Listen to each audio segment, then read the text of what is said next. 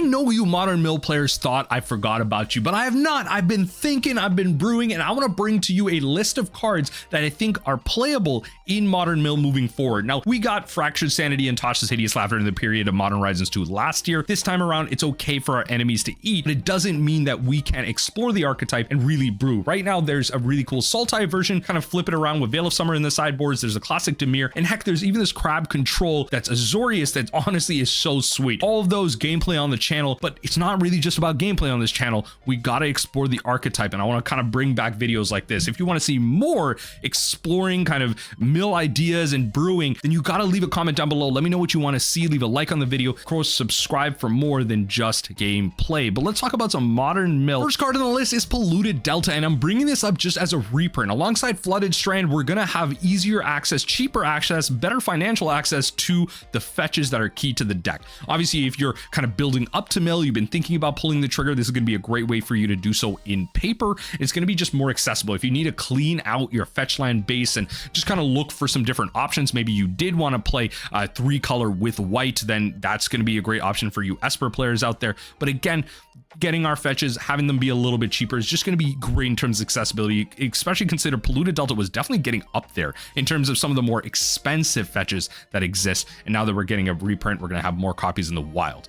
The next card I want to talk about is one that honestly, I just want to shut down in the sense that it's not going to be playable in Modern Mill. And that's going to be Flare of Denial. Flare of Denial, blue and 1 for an instant. You may sacrifice a non-token blue creature rather than paying the cost of this spell, and then you counter target spell. So again, the big thing I want to know for a card like this, people are going to forget because they're used to Force of Negation. Force of Negation only works on your, so on your turn. It's if your opponent has Force of Negation, it will then work on your turn. It does not work on their turn. Flare of Denial works regardless on any turn, their turn, your turn. So this is going to be another card that you have to look out for and you have to be careful of, that Merfolk players are going to be taking advantage of. And that's what we have to be careful about. There's going to be a lot of Merfolk, and it's not necessarily just going to be Mystical Dispute that's going to come out. You know, there's going to be cheating cards out. They're going to have stuff like Cavern of Souls. So they're going to have a lot of backup protection. It might just be more about raw milling, getting into their face, maybe not interacting as much. They're going to have a lot of resources, and so it's really just going to be about out-resourcing them at the end of the day with some certain cards I think we might be able to take advantage of. But shutting this down, Flare of Denial is not for us. Don't get trapped by something like this, unless maybe you're playing some type of Manic Scribe brew, but I didn't tell you that, okay? 8 crabs, 4 Manic Scribes, I don't know. Is 12 creatures enough to be playing Flare of Denial? Probably not. I think you probably want like 30 plus or something. But anyway, the first card that I think is going to be playable in Modern Mill is Quest for the Necropolis. Now, bear with me here. So 1 black mana for an enchantment that has landfall. Whenever a land enters the battlefield under your control, put a quest counter on Quest for the Necropolis. Then 5 in black, sacrifice Quest for the Necropolis. Put target creature card from a graveyard onto the battlefield under your control. This ability costs 1 less to activate for each quest counter on Quest for Necropolis. Activate only as a sorcery. The activate only as a sorcery is really frustrating, but that's been a lot of the kind of recent design that Wizards has had. Is kind of been, this triggers only once each turn, activate as sorcery.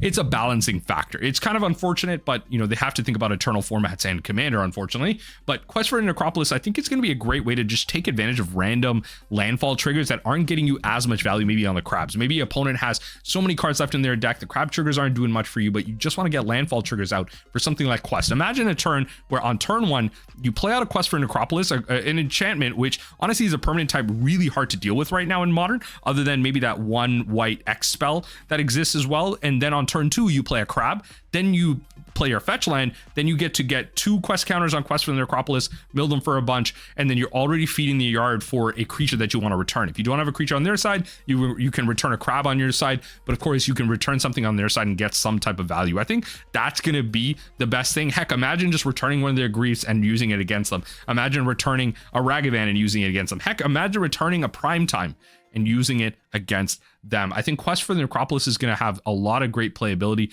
And I will note again, just because you can only activate as a sorcery, I would have had this main board as an option against like Emrakul's and stuff, because then you could activate it at instant speed and steal the Emrakul or the shuffle effect that's going into the graveyard. But the fact that we can only activate this at instant speed really limits us. Or honestly, I would have been main decking it. I would have been much higher on Quest for the Necropolis, but I think it's still a main board option as a 1 to 2 of. just as honestly a spicy include. It obviously is a very terrible top deck, so that's the big downside for it. But honestly, we're landfalling already. Maybe it's something to take advantage of. Maybe if we play it as a 4 of to see it as often, it could be a reanimation angle that Modern Mill has to take to then take over the metagame. Let's see, maybe this is the option that we need. Next up is Spymaster's Vault, and this one I'm a little bit higher on, especially when it comes to our mana base, because we have a lot of utility blue lands, especially one that we're going to talk about in a bit. But Spymaster's Vault enters the battlefield tapped unless you control a swamp. So again, if we have a watery grave, going to be very simple, but going to be rather tough considering we're blue heavy. We're playing 4 blue basics, so you definitely have to push for that watery grave to come down. But heck, if you're playing Undercity Sewers as your first line, you fetch, bring that in tap. Next turn you play Spymaster's Vault. Not bad, but again, black is a little tough in a deck trying to cast Fractured Sanity on curve. So keep that in mind. Tap, add black, and then you can black tap. Target creature you control connives X, where X is the number of creatures that died this turn. So conniving is where you draw X cards, then discard X cards, put a 1/1 counter on a creature for each non-land card discarded this way. So I think this is going to be a great way to potentially churn through things. Like if you're playing something like a bunch of removal spells, like a Fatal Push, or your opponent's playing some type of sack nonsense going on, like heck, if tokens died, like this is going to be a great way for you to just connive and draw. Heck, in the worst case scenario, what can happen if they destroy your crab, swing in at end step, what you can do is you can then connive onto one of your own creatures that's left over and then just keep going from there. Obviously, you can't connive your opponent's stuff. That's the thing you have to worry about.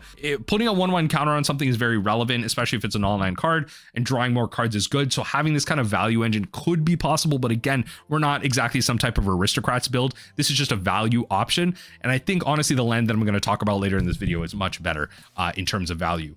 But Waterlogged Teachings is a card that I wanted to bring up. I think this one I'm pretty low on, but I want to bring it up as an MDFC. So it comes in as a tapped Dimir land, where on the front side, it's a spell that says blue, black, 3, 4 mana, search your library for an instant card and reveal it with, or a card with flash, put it in your hand, shuffle your deck.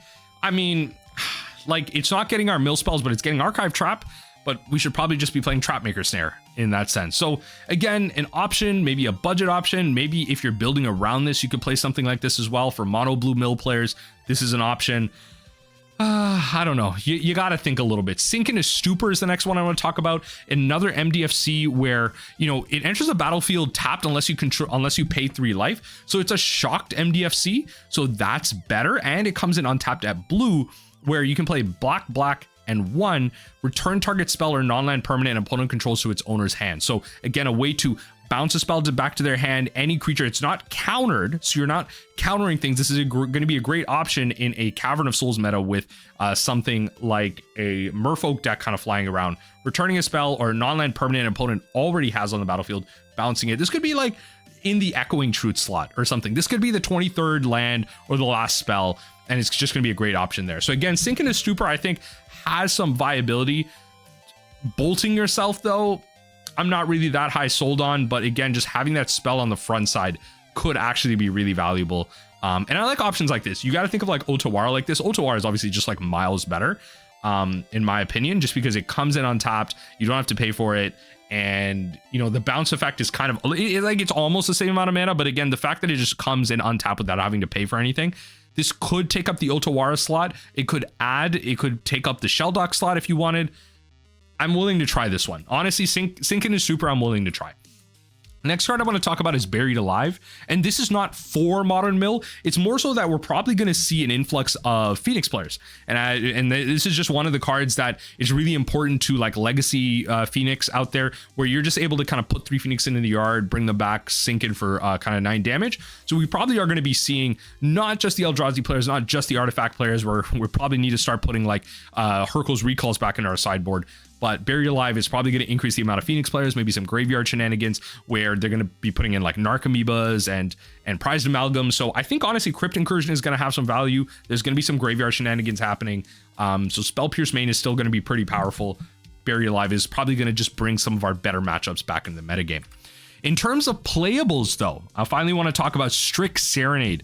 1 blue for an instant, counter target artifact, creature, or planeswalker spell. Its controller creates a 2/2 blue bird token with flying, and this is the opposite of the other blue spell, Swan Song, that counters target, instant, sorcery, or enchantment. Now, counter target artifact and creature is going to be very relevant in this meta, being able to counter Eldrazi, being able to counter merfolk that don't have Cavern of Souls under them. Artifact in general, just being able to hit all the affinity stuff that's going to be hitting us as well. And then Planeswalker spell just has a lot of value hitting like Teferis. Heck, we might even see some Narset nonsense going on right now, especially with a lot of card draw, but Orcish Bowmaster should be able to counter that as well. I think, like, if you're generally playing something like Stern Scolding, this might be a relevant counterspell, because Stern Scolding has the hard restriction of power and toughness 2. And honestly, the 2/2 bird might be relevant in terms of clock for them. But being able to just hard counter large creatures like Primetime or Shieldred, I think Strix Serenade is good enough. And this also counters the One Ring as well. It counters the One Ring, it counters Karn, it counters pretty much like everything in Tron if you think about it. This is like truly the anti-Tron card if you don't find your surgical extraction. So I think Strix Serenade has a lot of playability in the sideboard. Borderline main deckable, and I definitely want to try it in the main deck just because it has a lot of applications going into this next new metagame. In terms of further playables right now, the next card that I want to talk about is probably going to be the most playable card in my opinion, and it's going to be the Cephalid Coliseum here. Land, tap, add blue. Cephalid Coliseum deals 1 damage to you, which is kind of the biggest downside. But then if you have Threshold, you can pay 1 and sacrifice the Cephalid Coliseum by tapping it. Target player draws 3 cards, then discards 3 cards, activate only if there are 7 more cards in your graveyard. So that's the threshold part of it. And there's going to be a lot of ways where we can mill ourselves. We can throw a Hedron Crab at ourselves. We can throw a glimpse at ourselves if we're really desperate for it. But really what this is for is not only is it a way for us to draw 3 cards, kind of discard 3 cards, that's fine, but just filter for cards that we want. Maybe it's a removal spell. Maybe we want to get rid of a bunch of unplayables while we're under Ensnaring Bridge, and then just kind of put away the archive traps because they're never going to search, but then just get more removal, get more lands. We can do stuff like that with Cephalid Coliseum, but also it's another option to just beat your opponent who's not drawing cards. If you're really, if they're really low on cards, Cephalid Coliseum is a clock because it forces an opponent, a player, to draw 3 cards. So this could be a really cool way to force your opponent to lose the game in response to like a lightning bolt that they have in their hand. They have 0 cards, but they're able to win on upkeep. You can then force them to draw out with something like this. I think that's the high ceiling we have. Now, I think a lot of players might consider, the last counter spell that we talked about, Strix Serenade, better than Cephalid Coliseum. And honestly, in an objective sense, you're probably right, but I'm personally more excited for Cephalid Coliseum in Modern Mill, excited to be testing this out in the main board, just as another utility land. Like, yes, it's going to lose its life, and I think maybe in the long term, I'm probably going to drop off this card. This is probably just going to end up being a dredge card at the end of the day. But I'm really excited to force more utility cards, try more things out, because you got to keep trying to stay relevant in this modern world right now, because modern is about to hit us with a brick. We're about to get run over here, and we got to be real careful if we want to stay relevant. There's going to be a lot of blue, a lot of counter spells, a lot of colorless things, Affinity, Eldrazi, just a lot of things that aren't great for us. There's going to be a lot of reanimation, grief, Yawgmoth, everything. It's going to be a lot of creature decks as well. I have a prediction that Crypt Incursion might actually be low-key good.